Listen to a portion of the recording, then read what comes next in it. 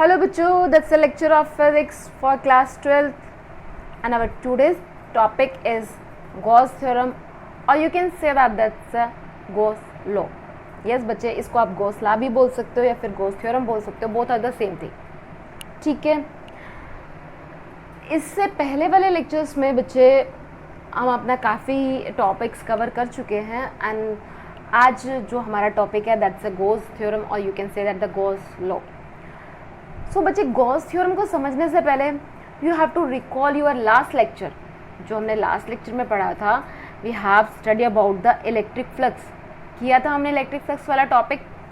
Electric flux क्या होता है, इलेक्ट्रिक फ्लक्स कैसे फाइंड आउट करते हैं, किसी भी रीजन में कैसे इलेक्ट्रिक फ्लक्स निकलता है, किससे डिनोट किया जाता है, ये सब चीज़ें, एरिया वेक्टर क्या था, ये सभी जो चीज़ें थी वो हम प्रीवियस लेक्चर में ऑलरेडी डिस्कस कर चुके हैं. फिर भी मैं आपको एक माइनर सा रिकॉल करा देती हूँ. बच्चे देखिए, मान लेती हूँ मैं सबसे पहली चीज़, अगर मैं इसके नोटेशन की बात करती हूँ तो आपको भी पता है electric flux denoted by the phi. ठीक है, अब हम क्या करते हैं, कोई भी एक सरफेस एस ले लिया, मैंने ये एक सरफेस ले लिया एस. ठीक है, ये आपका कोई भी स्मॉल सरफेस है एस है and you know very well जो हमारा एरिया वेक्टर है वो सरफेस के परपेंडिकुलर होता है. यस बच्चे, that's a D A, that's a area vector. क्योंकि हम एक स्मॉल सरफेस एरिया की बात कर रहे हैं.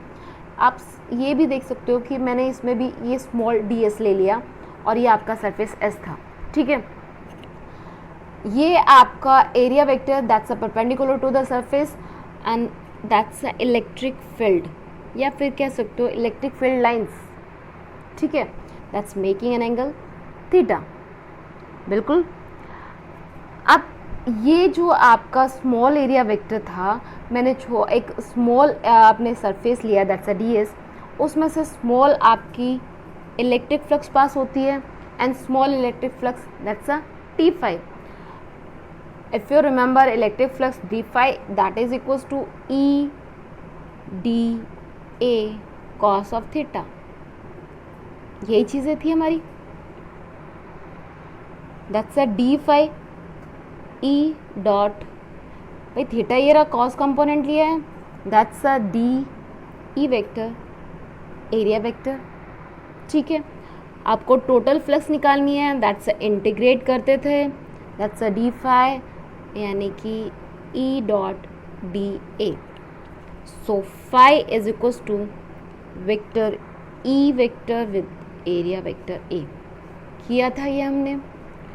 ठीक है, और अगर मैं इलेक्ट्रिक फ्लक्स को डिफाइन करती हूँ तो बच्चे electric flux through a given area, कोई भी आपने एरिया, जैसे मैंने यहाँ पे एक सरफेस सेलेक्ट किया था, थ्रू अ गिवन एरिया में से total number of electric lines, क्या total number of electric lines किसी भी एरिया से जो पास आउट होके जा रही है normally through the area, you can say that the electric flux through a given area held inside an electric field is the measure of the total number. किस चीज़ का मेजर में, ये फाई जो है ये आपका मेजर किस चीज़ का है, टोटल नंबर ऑफ, मतलब इस एरिया में से total number of electric lines कितनी पास आउट हुई है, that's the electric flux. Clear है? सो बच्चे, ये तो कहते हैं ना कि आपके लिए एक तरह से मैंने सिर्फ जो आपका लास्ट टॉपिक कराया था उसको रिकॉल कराया है, नॉट मोर दैट. ठीक है, अब ज़रा बात करते हैं जिस टॉपिक के बारे में आज हमें पढ़ना है, दैट्स अ गॉस थ्योरम या you can say that the Gauss law. बच्चे, गॉस थ्योरम या गॉस लॉ को अगर आप डिफाइन करते हो, it state that total flux, ये देखिए बच्चे क्या बोल रहा है, टोटल फ्लक्स. ठीक है, थ्रू अ क्लोज सरफेस. बच्चे देखिए यहाँ पे मैंने जो टर्म्स यूज़ करी है, each term have their its own meaning. ठीक है, वो कहते हैं Gauss theorem state that total flux through a close surface, किसी भी क्लोज सरफेस से तो टोटल फ्लक्स जो है वो पास आउट हो रही है is 1 by epsilon naught times the net charge enclosed by the closed surface. देखिए बच्चे, मान लेती हूँ ये आपका एक क्लोज सरफेस है. अगर क्लोज सरफेस की बात करते हैं, मैं एक स्फेयर ले लेती हूँ. बच्चे क्लोज सरफेस यानी कि आपका 3D सरफेस जो भी होगा वो टोटली आपका पैक्ड है। जैसे आपका सिलेंडर है, ये आपका ऊपर वाला भी ढक्कन है, नीचे वाला भी है, पूरा पैक्ड है आपका क्लोज सरफेस। जो आपका 2D स्पेस होगा वो आपका क्लोज सरफेस नहीं है बच्चे। जो आपके 3D जो भी आपका फिगर 3D स्पेस में होगा, या कह सकते हो कि आपका सिलेंडर, स्फेयर एंड क्यूबॉइड, जो आपके 3D स्पेस के होते हैं वो आपके क्लोज सरफेस होते हैं। ठीक है, तो उस क्लोज सरफेस में जो total number of electric flux pass out हो रही है 5, मान लो मैं यहाँ पे हमने कंसीडर किया बच्चे, ये था आपके पास एक सिलेंडर है।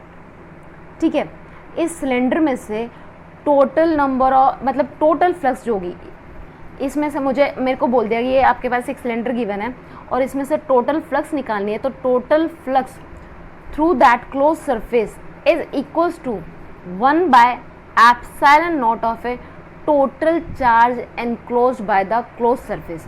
जो टोटल चार्ज इसके पास है, मान लेते हो इसके पास टोटल चार्ज है क्या हो, तो ये है आपका गॉस थ्योरम। कुछ भी नहीं है, सिंपल सी चीज़ है। क्या कहती है आपका Gauss theorem?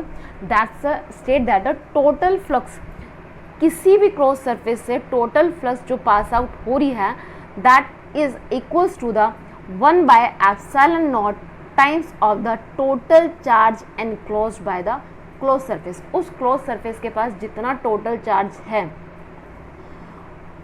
That divided by the ε0, वो आपकी टोटल इलेक्ट्रिक फ्लक्स आपको दे देंगे। क्लियर है? देखिए बच्चे, अभी तक हम क्या कर रहे थे, किसी भी सरफेस से फ्लक्स निकालने के लिए एक फॉर्मूला, ये आपका बच्चे, ये देखिए यहाँ पे भी आप फ्लक्स निकाल रहे हो, ये आपका मैथमेटिकल है भाई। आपने मैथमेटिकली तो किया कि आपका एरिया वेक्टर है वो परपेंडिकुलर है टू द सरफेस है, यहाँ से इलेक्ट्रिक लाइंस जा रही थी, that's making angle theta, and यहाँ पे आपने जो कंपोनेंट रिजॉल्व है कॉस थीटा वाला कंपोनेंट लिया, उसको रिजॉल्व करके आपने इस तरह से लिखा, एंड फाइनली आप वेक्टर फॉर्म में लेके आ गए। यही चीज़ हुई, फॉर्म में लेके गए, वो तो है ही हमारा वेक्टर एरिया।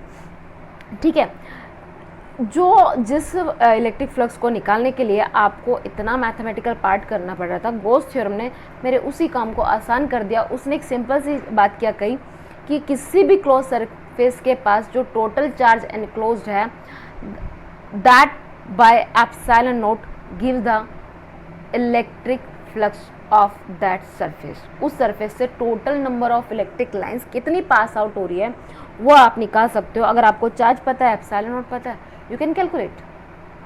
क्लियर है? आई थिंक डेफिनेशन आपको क्लियर हुई। आई रिपीट कि total flux through a close surface is 1/ε0 times the net charge. उस सरफेस के पास बच्चे नेट चार्ज की बात हो रही है, ये भी आप कभी ऐसा मतलब मान लीजिए आपके पास इसी के पास Q1 और Q2, तो बच्चे यहाँ पे जो आप इलेक्ट्रिक फ्लक्स आएगी वो दोनों चार्ज के कॉम्बिनेशन से आएगी। यानी कि अगर मान लो अभी तो मैं सिलेंडर के पास बोल रही थी that's have only Q charge, अब सिलेंडर के पास एक Q1 चार्ज भी और Q2 चार्ज है, तो बच्चे यही आपकी इलेक्ट्रिक फ्लक्स जो होगी phi that's a total charge enclosed by the surface of A close surface के पास जितना है। क्लियर है? तो आप इलेक्ट्रिक फ्लक्स के आई थिंक आपको गॉस थ्योरम या you can say that the Gauss law clear होगा। Mathematically it can be express as phi of E। बच्चे मैं बार बार मैं टर्म यूज़ कर रही हूँ, दैट्स अ क्लोज सरफेस। जब आप इंटीग्रेशन पे ये आप सर्कल करते हो that's mean you have talking about the close surface. ये देखिए बच्चे, integration over a close surface E dot ds that is equals to Q/ε0। Clear है? तो ये हो गया हमारा गॉस थ्योरम की स्टेटमेंट आपके पास होगी एंड आपके पास मैथमेटिकली टर्म हो गया। ठीक है, अब बात करते हैं इसके प्रूफ की। Such in a reality there is a no proof of a Gauss theorem. बच्चे गॉस थ्योरम का कोई प्रूफ नहीं है, बस एक एग्जाम्पल को लेते हुए हम अपने जो हमने ये चीज़ पढ़ी है ना इसको क्लैरिफाई करते हैं। भाई वो एक लॉ है, लॉ का क्या आप वेरीफाई करके दोगे, वो तो उसने लॉ बना दिया। ठीक है, सो फॉर दैट चलिए लिख लेते हैं, आपकी बुक्स में भी लिखा हुआ है that's the proof of a Gauss theorem. For that बच्चे अब यहाँ से मैंने क्या किया है बच्चे, मैं एक क्लोज सरफेस, मान लो मैंने एक स्फेयर ले लिया, एक सरफेस ले लिया जो क्लोज सरफेस है, एस सरफेस लिया जिसके पास प्लस क्यू चार्ज है जो कि सेंटर पे बैठा हुआ है। ठीक है, मैंने जो लेट किया सबसे पहले बच्चे यही चीज़ें हैं, मैंने लेट किया, you have to wait,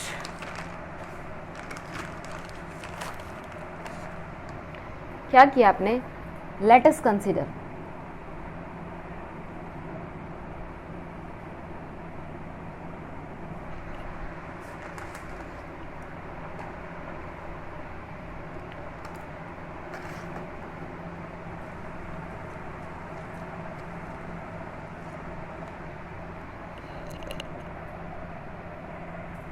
so let us consider, हमने क्या कंसीडर किया बच्चे कि प्लस क्यू चार्ज है enclosed with in the close surface, मैंने कंसीडर कर लिया प्लस क्यू चार्ज है enclosed with in the close surface, मैंने क्लोज सरफेस जो लिया बच्चे वो स्फेयर ले लिया और that have the plus Q charge. ठीक है, विच हैव द रेडियस, इसका रेडियस जो है बच्चे दैट्स अ आर। ठीक है, लेट कर लिया हमने ये चीज़। Now we have to find out the total electric flux passing through the sphere S। मैं इस sphere S को, ये आपका मैंने क्लोज सरफेस लिया था S जो है that's the shape of a sphere. अब आपको फाइंड आउट करना है, you have to find out, so now we have to find out the total electric flux passing through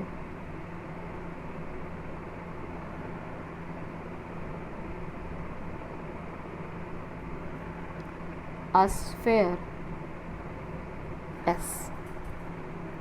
ठीक है, अच्छा आपको इलेक्ट्रिक फ्लक्स निकालनी है। सो बच्चे to find out the electric flux, मैं मान लेती हूँ देयर इज़ अ स्मॉल, आप एरिया कंसीडर कर लीजिए, दैट्स कि आपने एक स्मॉल एरिया ले लिया। ठीक है, दैट्स डी ए ले लिया। आपको पता है बच्चे जो हमारा एरिया वेक्टर होता है, ये आपने सॉरी डी ए की बात करी, तो ये स्मॉल सरफेस आपने डी एस ले लिया, ये वाला जो सरफेस था आपने कंसीडर कर लिया small area through out the sphere, that's a d S, and D A जो है वो सरफेस के नॉर्मल है, यू कैन से परपेंडिकुलर होता है, ये आपका डी ए आ गया। अब आपका पॉजिटिव चार्ज है प्लस क्यू चार्ज है, इलेक्ट्रिक फील्ड भी आपकी आउटवर्ड जाएगी। ठीक है, तो आपकी ये इलेक्ट्रिक फील्ड हो गया और ये डी हो गया, दोनों की डायरेक्शन इस तरफ आ गई। ठीक है, अच्छा ये देखिए बच्चे, so here the surface S is a sphere and radius of A R centred on A Q, plus Q charge centre पे है ऑलरेडी। ठीक है, एंड ये बच्चे जो मैंने आपका स्फेयर एस लिया है, यहाँ पे मैं एक टर्म और यूज़ करूँ बच्चे, दैट्स अ गॉसियन सरफेस। मुझे गॉसियन सरफेस आपके न्यूमेरिकल सेक्शन में भी लिखा हुआ मिलेगा या कहीं पे भी पूछा भी जाए, not in a definition in sense में नहीं पूछागा, लेकिन आपको कहीं पे भी अगर ये लिखा मिल जाए कि गॉसियन सरफेस, गॉसियन सरफेस का मतलब बच्चा होता है, ये हमने अपने कन्वेंस के लिए रखा है, गॉसियन सरफेस एक क्लोज सरफेस की बात कर रहा है। ठीक है, एक क्लोज सरफेस की बात कर रहा है। क्लोज सरफेस आपको पता है जो हमारे 3 डायमेंशनल स्पेस होते हैं वो हमारे क्लोज सरफेस होता है, तो ये मैंने क्लोज सरफेस लिया है जो आपका गॉसियन सरफेस भी कह सकते हो उसे।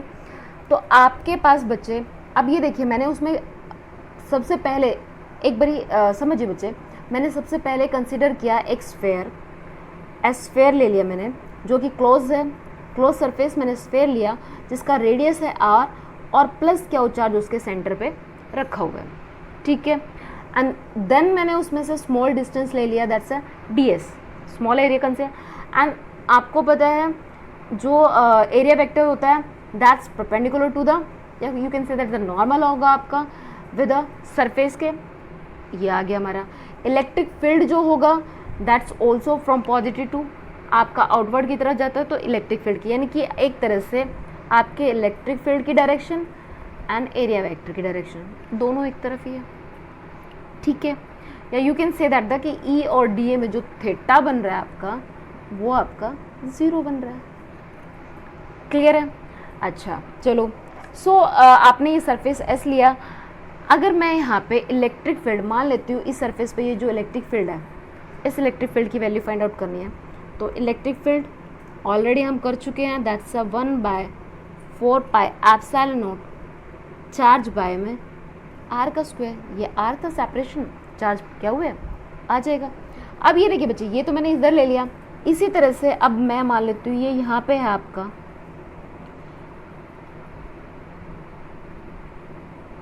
स्मॉल डिस्टेंस में, यहाँ ले लूँ, यहाँ पे भी इलेक्ट्रिक फील्ड ई होगा, इस तरफ ले लीजिए बच्चे, यहाँ पे भी इलेक्ट्रिक फील्ड ई होगा, ये भी आपका इलेक्ट्रिक फील्ड ई होगा, इस तरफ लीजिए, ये भी आपका इलेक्ट्रिक फील्ड ई होगा, ये भी आपका electric, throughout the electric field आपकी value E is equal to 1/4 pi epsilon क्या हो बाई आर स्क्वायर होगी, क्लियर है। थ्रू आउट आपका यही रहेगा बच्चे। चलिए अब ज़रा हम इलेक्ट्रिक फ्लक्स की बात कर लेते हैं बच्चे। सो बच्चे, electric field point radially outward at all the point of the, outward ही तो जाएगी, ये प्लस क्या चार्ज है तो रेडियली आउटवर्ड ही तो होगा। ये बच्चे मैंने आपको प्रीवियस वीडियो में बहुत अच्छे से बताया है। For a positive charge electric field radially outward होता है and for negative charge inward होता है, किया था हमने ये। तो यहाँ पे वही तो चीज़ हो रही है, मैंने प्लस क्या चार्ज लिया है, सेंटर पे बैठा हुआ है, तो ये इलेक्ट्रिक फील्ड रेडियली आउटवर्ड है, इधर भी रेडियली आउटवर्ड है, ये आपका सारा का सारा रेडियली आउटवर्ड ही रहेगा, क्लियर है। अच्छा, also any area element point radially outward so it's parallel to the electric field. अरे वही है आपका एरिया वेक्टर, किसी पे भी ले लीजिए, थीटा तो 0 डिग्री बनेगा, ठीक है। अब आपको फ्लक्स निकालनी है। अब बच्चे ये देखिए, चाहे आप ये सरफेस की बात कर लो, इसकी बात कर लो, इसकी किसी की भी बात कर लो, मैं सिर्फ एक रीज़न को कंसिडर करके चल रही, तो एट दैट टाइम मैंने ये वाला रीज़न ले लिया आपका, ठीक है। Therefore flux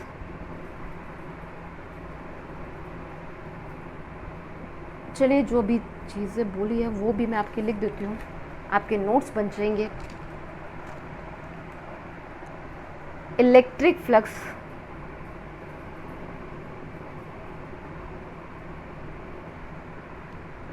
points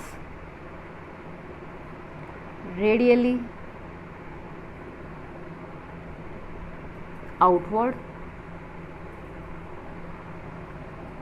at all points, सभी पॉइंट्स पे रेडियली आउटवर्ड जा रही थी, at all points on surface S, ठीक है। And also any area element point radially outward so it is parallel to the electric field है। आप कोई भी एरिया ले लीजिए, रेडियली आउटवर्ड लेते हो तो वो parallel to the electric field रहेगा, सो थीटा जो रहेगा वो रहेगा आपका 0 डिग्री, ठीक है। सो अब निकाल लीजिए ज़रा इलेक्ट्रिक फ्लक्स, तो आपके पास फ्लक्स आ जाएंगी बच्चे। देयरफॉर फ्लक्स थ्रू एरिया, जो मैंने स्मॉल एरिया लिया था, दैट्स अ ds, इज क्या होगा, d phi of E equals to E dot ds, ठीक है। डॉट प्रोडक्ट ओपन करते हो, 11th क्लास में किया था, dot and cross product, that's a E ds dot है तो कॉस थीटा आएगा, ठीक है भाई, आ गया। अच्छा, अभी हम करके आए कि थीटा क्या है हमारा 0 डिग्री एंड कॉस 0 1 होता है, ये आपके पास आ गया, ये मैं क्यों E ds, ठीक है भाई, ये आपके पास d phi ऑफ E मिल गया, ये आपकी इक्वेशन फर्स्ट आ जाती है। अब मुझे निकालना है, ये तो मैंने जो पूरा सरफेस था उसका एक कॉर्नर, एक छोटा सा पार्ट लिया था, वहाँ की बात कर रही हूँ, उस पर आपकी इलेक्ट्रिक फ्लक्स की वैल्यू आ गई है। मुझे निकालना है total flux through surface S is क्या होगी भाई, दैट्स अ इंटीग्रेशन ही करोगे, that's a d phi of E that equals to integration of E d S, ठीक है। And over a surface S, close surface की बात कर रहे हैं, ठीक है भाई, ये भी आपका क्लोज सरफेस हो जाएगा। तो ये आपके पास आ जाएगा phi of E that is equals to integration of E d S. Electric field की वैल्यू बच्चे, अब मैं पेज पलटूंगी, अभी निकाल के आए, that's E is equals to 1/4 pi epsilon not Q by R square, ठीक है, रख लीजिए value. And that's you get the 1/4 pi epsilon not Q by R square with d S, ठीक है। अच्छा, अब ये देखिए बच्चे, मैं अगर बात करूँ तो यहाँ से इलेक्ट्रिक फील्ड को बाहर ले आए, that's 1/4 pi epsilon not Q by R square integration over a close surface of a surface S, that's a d S, close surface पे। तो दैट्स इलेक्ट्रिक फील्ड ये था, ये आपकी इलेक्ट्रिक फील्ड ही तो था, इनटू में टोटल एरिया, या फिर आप कह सकते हो surface area of a sphere, total area of a surface. Surface area अगर मैं फॉर ए स्फेयर की बात करती हूँ, स्फेयर का सरफेस एरिया होता है 4 pi R square, that's E into में 4 pi R square. Electric field की वैल्यू कीजिए ज़रा put, that's 1/4 pi epsilon not Q by R square into में 4 पाई आर स्क्वायर। 4 पाई से 4 पाई कैंसिल हो गया, आर स्क्वायर से आर स्क्वायर कैंसिल हो गया, you get the Q by epsilon not. यही तो करना था हमें, आ गया हमारे पास रिजल्ट जो हमें चाहिए था, हो गया आपका Gauss theorem, you can say that the Gauss law आपका प्रूव हो गया। क्लियर है? आई थिंक बच्चे आपको ये पूरा मेथड क्लियर हो कि हमने किया क्या है। I repeat in a last moment, just look at that बच्चे, मैंने किया क्या है, मैंने सिंपल सा क्या किया है, मैंने एक क्लोज सरफेस ले लिया जिसके पास है plus Q charge, enclose with in the close surface. इस क्लोज सरफेस के पास एनक्लोज था, और मैंने जो एक क्लोज सरफेस लिया, ये मैंने अपनी कन्वीनियंट के लिए स्फेयर ले लिया है, which have the radius R, जिसका रेडियस है आर, प्लस क्यू चार्ज जिसके सेंटर पे बैठा हुआ है। फिर क्या किया, so now we have to find out, अब मुझे क्या करना है कि मुझे इस सरफेस पे टोटल इलेक्ट्रिक फ्लक्स को निकालना है कि इस स्फेयर में से टोटल इलेक्ट्रिक लाइंस कितनी पास होके जाएगी। सो बच्चे, आपने इससे पहले भी किया है, चार्ज भी है, डिस्टेंस भी है, you can find out the electric field, that's E is equals to 1/4 pi epsilon not Q by R square आ जाएगा, ठीक है। ये आपके पास टर्म आ गई। एंड इलेक्ट्रिक फ्लक्स, अब बच्चे यहाँ पे एक चीज़ देखिए, आपने सरफेस यहाँ पे ये जो सरफेस एस लिया था, ये गॉसियन सरफेस लेट किया था, इसका रेडियस आपने आर लेट किया है, और चार्ज आपका सेंटर पे है, ठीक है। अब आपका electric field at any point आप निकाल चुके हो। ये बच्चे, ये जो आपके पास आया है, ये आपके पास आया है, that's a electric field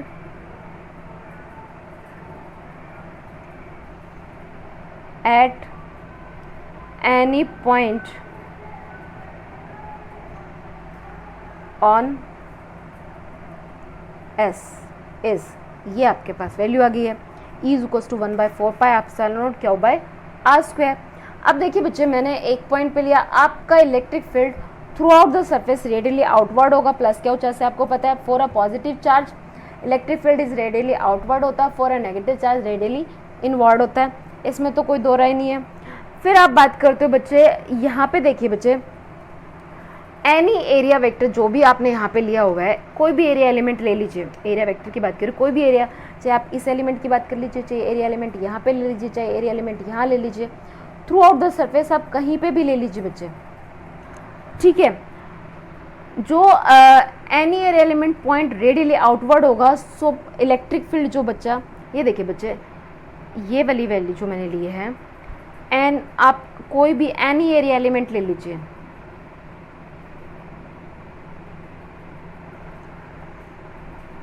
points हर एक पे होगा क्या, इलेक्ट्रिक फील्ड जो होगा रेडियली आउटवर्ड होगी, ठीक है। And so it is parallel to the, आपका एरिया वेक्टर, आपका जो एरिया वेक्टर था, एरिया एलिमेंट आप जो लेके चले थे, दैट्स अ डी ए, वो भी रेडियली आउटवर्ड है, आपका इलेक्ट्रिक फील्ड भी रेडियली आउटवर्ड है, दोनों के बीच में थीटा क्या बनेगा, 0 डिग्री।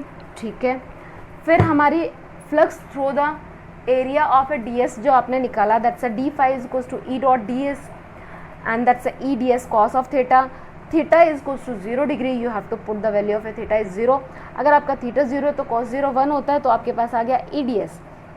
ये तो हुई आपका स्मॉल एरिया वेक्टर जो आपने लेट किया था वहाँ तक का। और मुझे निकालना जो आपने पूरा का पूरा सरफेस स्फीयर एस लिया है, मुझे उस पर टोटल फ्लक्स को निकालना है।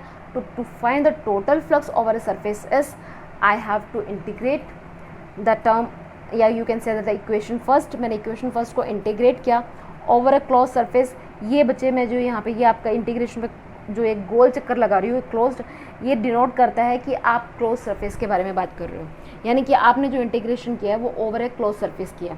तो ये आपका ई डी एस आ गया। इलेक्ट्रिक फील्ड की वैल्यू आपको पता है, डी एस बच गया। ये इलेक्ट्रिक फील्ड मैंने बाहर ले लिया, integration over a d S यानी कि total area of a surface. And for a sphere आपका जो टोटल सरफेस एरिया जो होता है that's a 4 pi R square, into में 4 पाई आर स्क्वायर आ गया, that's a 1/4 pi epsilon cube by R square, into में 4 पाई आर स्क्वायर। तो 4 पाई आर स्क्वायर के साथ 4 पाई आर स्क्वायर कैंसिल हो गया, बच गया आपका cube by epsilon. So that's all about the up to the you can say that the proof of a Gauss theorem. ठीक है, सो नेक्स्ट वन इज आपके बच्चे ये टर्म्स आपको पता होना चाहिए। Gauss theorem is valid for a close surface. Yes बच्चे, गॉस थ्योरम जो है वो आपके क्लोज सरफेस चाहे किसी भी शेप की हो, चाहे आपका ये शेप हो, ये क्लोज होनी चाहिए। और आपको पता है क्लोज स्पेस जो क्लोज सरफेस वो होगा जो 3D स्पेस में होगा। तो आपका जो कह सकते हो कि गॉस थ्योरम जो है वो 3 डायमेंशन पे अप्लाई हो जाएगी आपकी। तो Gauss theorem is valid for a close surface of any shape and for any general charge distribution. आपका Q1 Q2 किसी तरह से भी डिस्ट्रीब्यूटेड हो, चाहे आपका एक single charge over the surface है या फिर एक Q1 Q2 Q3 किसी तरह पे डिस्ट्रीब्यूटेड है, गॉस थ्योरम वहाँ पे वैलिड होगी।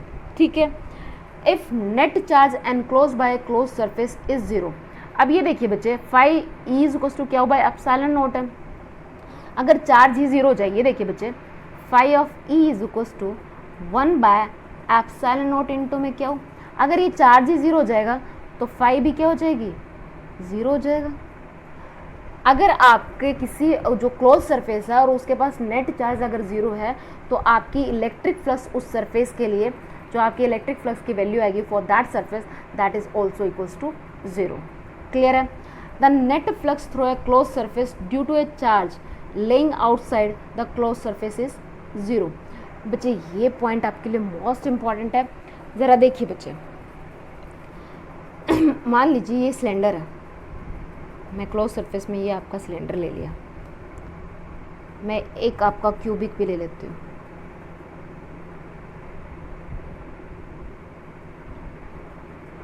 ये मैंने 2 क्लोज सरफेस ले लिया। अगर तो बच्चा चार्ज जो है वो क्लोज सरफेस के इनसाइड लाई करता है, अंदर है, तो नेट फ्लक्स की वैल्यू होगी। अगर यही चार्ज ऑन द सरफेस आ जाता है तो आपकी फाई की वैल्यू 0 हो जाएगी। The net flux through a close surface due to a charge laying outside the close surface. इस क्लोज सरफेस से बाहर की तरफ अगर आपका नेट चार्ज जो है वो बाहर की साइड लाई कर रहा है, तो इलेक्ट्रिक फ्लक्स आपकी 0 हो जाएंगी। उस सरफेस के लिए इलेक्ट्रिक फ्लक्स की वैल्यू 0 हो जाएगी। इसी तरह से अगर क्यूबॉइड की बात करूँ या क्यूब की बात करूँ, अगर वो मुझे एक इमेज बनाओ, आपके पास एक बॉक्स है, एक डिब्बा है जो पूरा क्लोज है। अगर आपका चार्ज जो है उस बॉक्स के अंदर है, क्योंकि आपके जो बॉक्स आते हैं वो या तो क्यूबॉइड फॉर्म होते हैं या फिर क्यूब में होते हैं, तो अगर वो क्यूब या क्यूबॉइड में उसमें अगर चार्ज इनसाइड है तो आपकी इलेक्ट्रिक फ्लक्स की वैल्यू कुछ ना कुछ एग्जिस्ट करेगी। अगर वही चार्ज आपका आउटसाइड द सरफेस होगा, कुछ ना कुछ क्या होगी बच्चे, जितना चार्ज मान लीजिए इसके पास चार्ज क्यू है, अगर वही चार्ज आपका क्यू जो इनसाइड लाई कर रहा है, तो फाई ऑफ ई हो जाएगा आपका Q by epsilon not.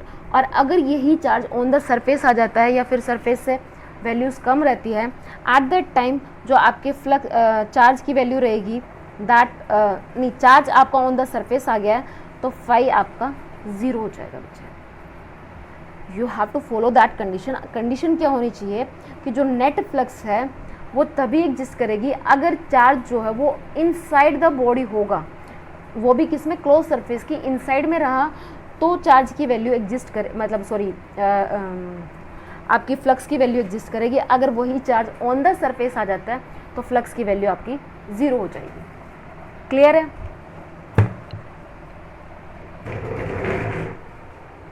Yes, at last we have to talk about the condition for a Gauss law. Yes बच्चे, in your exam ये क्वेश्चन में भी आस्क कि what are the condition for a Gauss law, कि आप at which condition किसी भी numerical section में हो या कहीं पे भी आप Gauss law को कहाँ अप्लाई कर सकते हो या Gauss फॉर्मूला को कहाँ अप्लाई कर सकते हो। इसके लिए आपकी there are the 4 conditions. Yes बच्चे, there is a first line is that Gauss law is always applicable. Yes बच्चे, आप कहीं पे भी गॉस लॉ को अप्लाई कर सकते हो, बट होगा क्या बच्चे, अगर मान लीजिए ये आपके पास मैं मान लेती हूँ ये एक क्लोज सरफेस है, ठीक है, Q1 चार्ज यहाँ पे, Q2 यहाँ पे, Q3 3 चार्जेस है, यहाँ पे भी आपका गॉस एप्लीकेबल है। लेकिन बच्चे मैंने आपसे जो गॉस थ्योरम कराई थी, इफ यू रिमेम्बर, मैंने एक क्लोज सरफेस लिया था और मैंने चार्ज कहाँ लिया था, ऑन अ सेंटर, ठीक है, सेंटर से डिस्टेंस था r। अब यहाँ देखिए बच्चे, ये Q1 चार्ज यहाँ पे है, ये डिस्टेंस अलग हो जाएगा, ये डिस्टेंस अलग हो जाएगा, ये डिस्टेंस अलग हो जाएगा। सो एट दैट टाइम होगा क्या बच्चे, हमारी कैलकुलेशन जो होगी वो बहुत कॉम्प्लिकेटेड हो जाएगी, ठीक है। So to avoid the complication of a calculation, we have few conditions कि आप अगर इन कंडीशन को सेटिस्फाई करते हुए या मतलब ये 4 कंडीशंस अगर आपको कोई न्यूमेरिकल गिवन है, कोई भी प्रॉब्लम गिवन है, अगर ये 4 कंडीशन आपकी फुलफिल होती है तो आप गॉस लॉ लगाओगे, इजिली आपका मतलब सोल्व हो जाएगा।